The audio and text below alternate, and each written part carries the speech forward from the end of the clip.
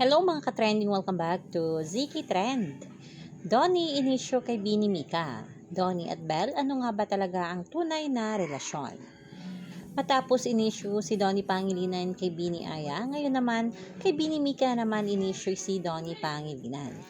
Nayon nga sa vlog ni OG Diaz, new girl daw ni Donnie si Bini Mika at dagdag pa nila, hinati daw ni Donnie si Mika Lim noong premiere o ng after parties ng Tayo sa Wakas. Girl group, gamit ang kanyang sasakyan. Naku, bago pa man yun, Papa O, napapabalita na nga itong dalawa na parang nagkakaigihan daw sila. Nagkakaigihan pa lang? Or sila na? Parang gano'n na rin. Dahil na syempre, lagi din naman sila nakikita magkasama. Sino yan? Sino yan? Eh, eto nga. Chinika lang din naman sa akin. Chismos. Ay, wala chika sa akin itong si Donnie Pangilinan at saka itong si Bini Mika, nagkakaigihan nga.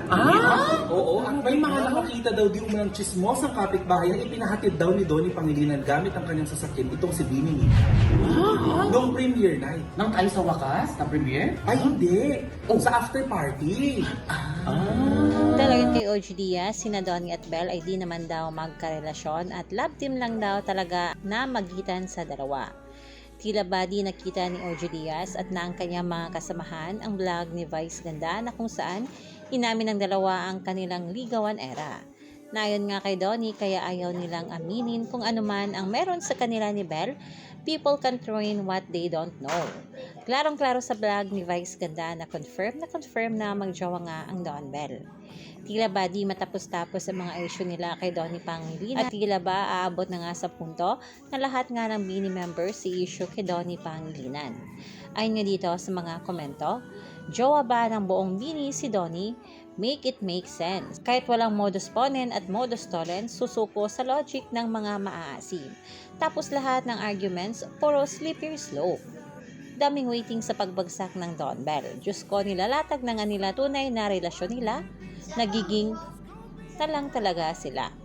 Sa sobrang talino ni Belle and Donnie, nagiging mga ibang tabloid, intindihin muna kasi bago kayo maglabas ng fake news. Donnie and Belle share the truth.